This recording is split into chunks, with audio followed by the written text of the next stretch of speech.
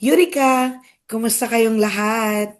Today is such a great opportunity to have this moment again to interview someone whom I consider one of the few people that I really admire because of his talent, his love for the country, and also the heart of being true public servant. And I also want to have this interview because I found out he will have another new opportunity and journey in his life. I am very happy to introduce again and to have here on my YouTube channel a multi-talented artist and an advocate, Miko Gusi. Doon ko po natutunan na ito pala yung community na gusto ko pong pagsilbihan. He blessed me. He blessed me with these thoughts and these ideas to put it together. Magandang araw, magandang hapon to all of you. Magandang gabi kung anong oras man kayo nanonood. My name is Miko Gusi. I am an advocate of peace. I am the chairman for charitable affairs of the International Gusi Peace Prize Foundation. And para sa sarili ko namang mga adikain, ako po isang singer-songwriter. Nais ko lang sabihin na sobrang masaya ako because Teacher Eureka is here with me. I'm grateful to be in this moment with her. I'm grateful to share the friendship with her. Sa di kaalaman ng mga nanonood, Teacher Eureka is someone who's a superwoman in the Philippines. Not that she flies, but I could almost say she does because she has her own NGO, which is called Lakbayan. And this is an NGO that travels all around the Philippines to do grassroots work, including for the indigenous communities and for the young people. I met Teacher Eureka through Lakbayan and through participating in one of the advocacy projects. And since then, I've always had growing fondness and admiration for Teacher Eureka. Siya po isang magaling na tao, matalino na tao, and napakabait na tao. Hindi po kayo nagkakamali ng taong sinusuportahan. She's a wonderful lady and a storyteller. That's my commonality with her. We're both storytellers. And I hope that sa interview po na ito, marami po tayong magagandang magkwento sa inyong lahat. Grabe naman, ganyan siya. The spotlight was supposed to be for him, pero ako pa yung talagang hinighlight niya sa kanyang introduction. Wala akong masabi sa pagiging low profile ni Miko. Kung alam nyo lang na itong taong to ay sobrang pambihira. Not only with his skills, pero nakilala ko siya. And imagine, no, siya yung nagsabi, kaibigan, Miko yan eh. Si Miko Gusi yan. Sino lang ba ako? Kaya yung magkaroon ng opportunity na i-consider niya na kaibigan, grabe yun. Parang dream come true. And Well, ang masasabi ko lang, si Teacher Eureka yan. Kung alam niyo lang, super yan si Teacher Eureka. thank you.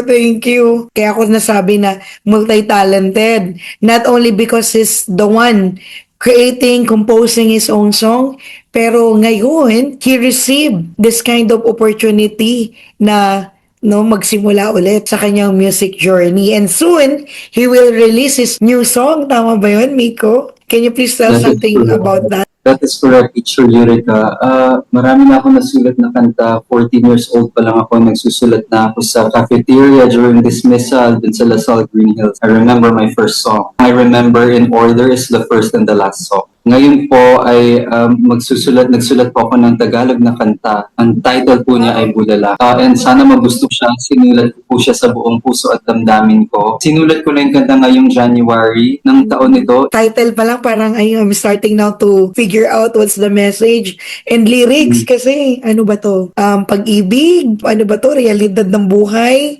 Anong genre? I can play a little snippet later of Bulalakaw para may patikim tayo sa viewers natin. I want the audience na sila mag-interpret kung ano yung meaning ng song sa kanila, kung para kanino yung kanta. I'm sure maraming taong iisipin na ito ay para sa pag-ibig, marami din taong iisipin na para ito sa kanilang pamilya, o pwede rin para ito sa kaibigan, or pwede rin para ito sa someone who their heart was close to but they could never get close enough physically. That's something that turned into a nothing. sa kaalaman po ng mga tao, hindi po ako talaga Tagalog songwriter, English songwriter ako. Sa 500 songs na nasulat ko, siguro 30 pa lang pong Tagalog songs. So, lahat po yan nais kong i-share sa inyo and gusto ko rin pong humingi ng inyong lubos na pagsuporta. Pag lumabas na po yung kanta, hinihingi ko rin po itong pabor kay Teacher Eureka na i-post yung song sa mga content nyo online at saka pwede kayo mag-post ng song review because ako po ay isang independent artist. I'm a self-starter. I'm not with a record label at the moment. I value for now my proprietorship and my independence, but I'm grateful to have like a wonderful team with me and behind me, judging through this operation. And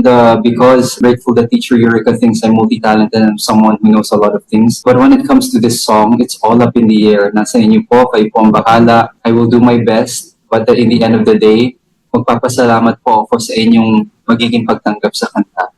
Maganda man o pangit, ang importante meron po kayong pakialam. And to be honest, nung nakita ko yung post mo na maglalabas ka ng unang kanta mo, ako na talaga yung nag-message sa'yo. Gusto ko talaga makatulong dahil alam ko na worth it na supportahan. Ngayon, upon hearing from you na yung mga kanta mo, Tagalog pa. Kilala kita na talagang mahusay sa wikang Ingles. But then, you chose to make songs sa Tagalog, meaning talagang ang goal mo dito, maiparating yung damdamin na nilalaman ng mga kanta mo. How was it singing in Tagalog? It's important for me pag ako ay nagsusulat ng kanta, lalo na dito sa Tagalog na song, that the voice, the perspective, and the characterization ng aking mga sinusulat ay yung general psyche ng mga tao. So, hindi ko to pag kinakanta ko to, hindi ko iniisip yung sarili ko. Iniisip ko na kinakanta nyo to sa puso nyo. Iniisip ko na pinagdadaanan nyo to. Iniisip ko yung vernacular ninyo, kung paano kayo makitungo, paano kayo makipag-usap, paano kayo tumatanggap sa inyong mga feelings, paano kayo magpadala ng inyong mga expressions sa mundo. And yun ang basihan ko sa pagsulat ng mga Filipino na kanta. So, in short, everything I'm writing is for you, for all of the audiences. It's your song. Excited na marinig. Kasi yung title pa lang, napukaw na ako eh. Napukaw na yung interest ko, how much more kapag narinig ko na yan, yung kantang yan. Kasi noon, aware na ako talaga na talagang kumakanta ka, lumalabas ka rin sa mga television, then suddenly parang biglang nahinto, then ngayon, bumalik ka. Ano ang nagtulak sa'yo para mag-decide na babalik ulit ako sa pagkanta? Tatapatin kita, Teacher Eureka. In the past, I was very active in the industry and I've experienced a few traumatizing things. One of them is how, as an artist, I was exploited and my art was exploited. And I've just experienced a couple of stumbling blocks along the way. At the same time, the last time that I was active in music, my mom was in the hospital fighting cancer. So all of this to consider, I made the choice to spend time with my mom, to be with her, and I'm very proud in taking care of her. I'm very proud in spending those moments with her, even at the cost of the momentum with my music at that moment. It was something I would never trade for the world. My mom is the most important thing for me. And then what happened after was brief COVID-19, a painstaking, time-consuming journey of rediscovering oneself. But throughout that process, hindi naman po ako nagtago. Marami po akong masasayang nagawa. I was able to participate in so many charity projects. I was able to travel in so many countries because of the official duties that I have in Goosey Peace Prize, meeting the nominees of the Goosey Peace Prize in different countries. I was able to participate in a lot of speaking engagements that I was invited to. I think if I were to assess the gross total meaning that I and I was able to take care of my mom, as I said, if I were able to assess the gross total meaning that I was able to insert into my life despite that very big setback. But ultimately, in the end of the day, music is my first love. I really care about my songs.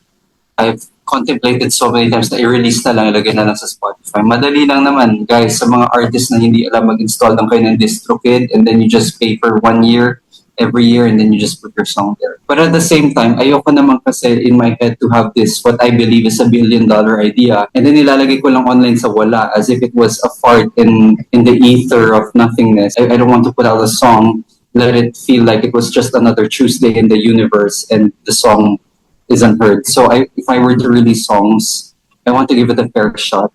I'm not a marketer, I'm not a promoter, I'm not a social media specialist, so I'm asking for everyone's help on that component.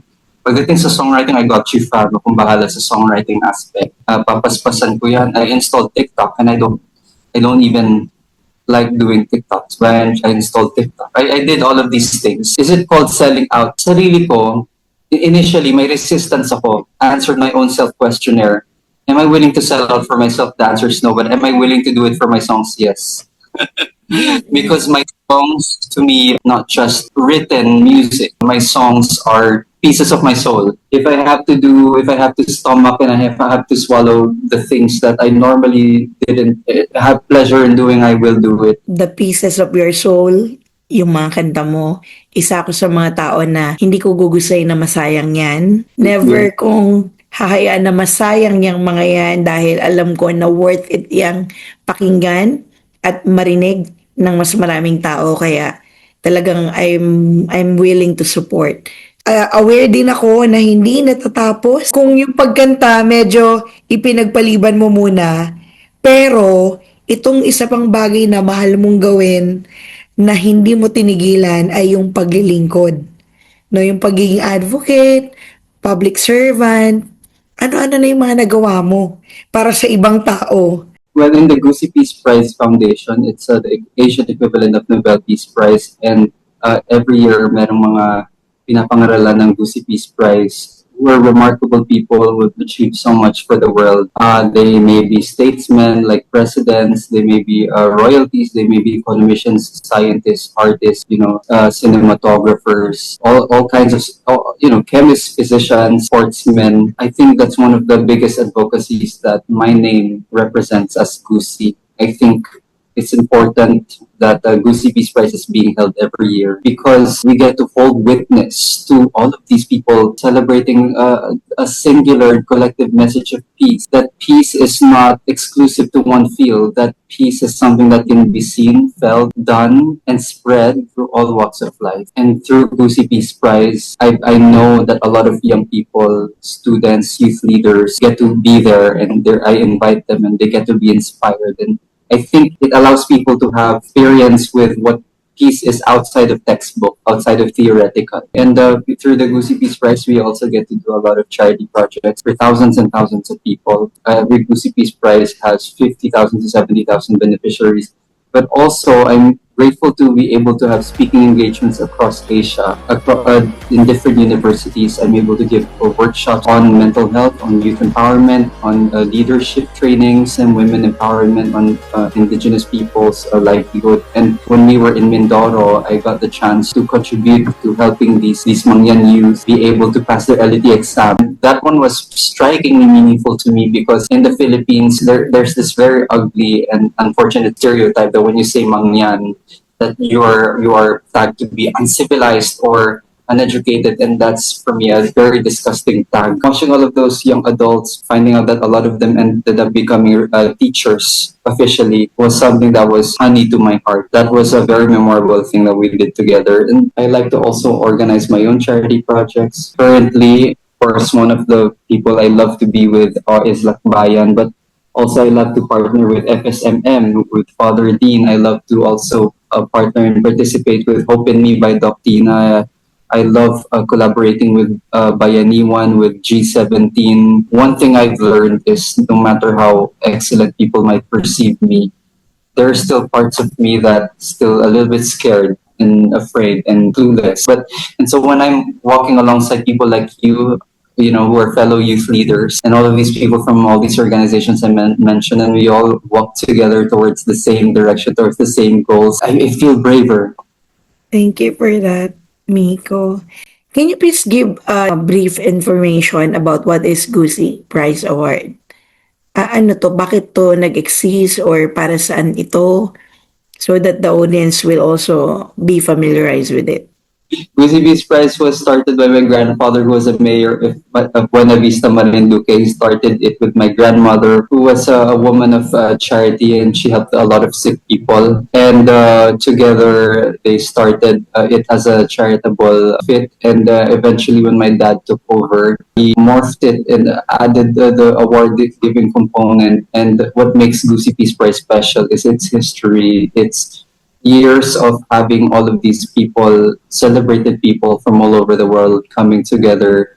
And it's very much a family run operation, but we also have the support of Board of Trustees who are members from different parts of the world. Currently, the president of Gucci Peace Prize is from Egypt, but in the past, we've had Manuling Morato, who was the president of Gucci Peace Prize. We have Joe Concepcion of RMF Foods. We've had Senator Emmanuel Jones of United States.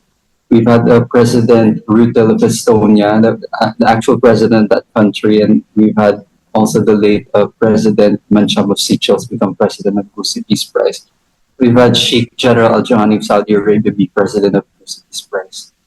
We've had the wonderful support of the Board of Trustees from all these different countries, from the Philippines, of course, Thailand, Macedonia, United States, Hong Kong, Singapore, in the Pacific, all over Europe, and also Latin American Board of Trustees. So what makes it special for me is it's a built community. It's a family. It's a whole wide web of family. Miko, kasi hearing it from you, you grew up witnessing how your family, your relatives, they are into public service, meeting people who also have the same mission and vision. Bigla ko lang naisip, what if lumaki ka, ipinanganak ka na walang ganito? Hindi nag-exist itong Gucci Prize Award na meron kayo. Do you think will you still do the same? You will still be in line of public service? I will not lie. I grew up in a very privileged way, but one of my greatest honors and privilege was watching all of those charity projects and medical missions growing up. But also one of the most pivotal experiences why I became someone who cannot stand when someone is oppressed, cannot stand when someone is hungry, cannot stand when someone is going through something and nobody's doing anything about it, was because I was very much a child who was bullied in high school. And that's also where I'm coming from. If you ask me theoretically, would I be an advocate if I come from a different origin? It depends. If I grew up and my life was very easy, and if I grew up and was raised with parents who only cared about profit and who only cared about meeting their expectations, pursuing personal goals, then I might not be an advocate. I'm not going to be a hypocrite and say that in all versions of me, I'd still end up like this. I ended up like this because of the value of my experience. And actually, hindi ako nagsisisi na I asked that question sa'yo kasi, syempre, yung iba, pag tinanong ng ganun tanong, ang sasabihin, of course, magiging ganito pa rin ako. Pero imagine, nag-reflect doon talaga yung ikaw. Hindi dahil matalino ka mag-isip na parang ang bilis mong sumagot, pero dahil ang tapat ng puso mo, no? Napaka-genuine ng puso mo, Miko. Yung ganyang katapatan na sana maraming mga Pilipino ang meron, lalong-lalo na yung mga nasa pamahalaan natin. Ako kasi, pag tumulong ako sa kapwa, I cannot say something, I cannot promise something to someone who's really in dire need of that promise. I cannot look at them in their face and stomach that I'm just lying about it. Kaya ko, tsaka lang ako mangangako. Ang ganda ng mga adhikain nyo. Ang ganda ng ginagawa ninyo, mga proyekto. Kaya nakakahanga na talagang kapag may mga pinopost ka na, ay, syempre, ano pa bang ina-expect ko kay Miko? Talaga, ito yung natural na siya. Tulong sa mga ganitong organisasyon. The time na nag-conduct tayo ng letter review sa mga mangyan, the way na nagbahagi ka ng kwento sa kanila, grabe yung connection mo sa tao na parang sa isip ko, saan ba nanggagaling to si Miko? Kung tutuusin, ang yaman nito when it comes sa yung estado mo sa buhay, mayaman to Pero the way na makipag-usap ka sa mga mangyan na parang, kumakain din ba to ng kamoting kahoy? Naglalakad din ba to sa putikan? Umakit din ba to sa bundok? Naranasan ba nitong magkumalamang sikmura? Hindi, kung tutuusin, hindi. Pero kasi, ikaw, kahit na hindi mo dapat maranasan, pinili mong danasin. Dahil gusto mo na makaugnay sa mga tao. Tumawid ka ng ilog. Ano pa ba? Kumain ka ng mga pagkain na kinakain din nila. Ganon yung nakita ko sa'yo na pambihira na parang first time kong makakilala ng konting mga taong kagaya mo. Akala mo ba, nakalimutan ko yung sinabi mo, na ipaparinig mo yung part ng kanta mong Bulalakaw? Hindi na wala sa isip ko yun, ha? Akala mo, nakalimutan ko, ha? Alright. Mga kaibigan, this is a short snippet of Bulalakaw. Sana po magustuhan nyo. Again, kanta nyo po to, storya nyo po to. Sana po I did a good job para mapinta ang buhay nyo sa hugis ng kanta. Wow!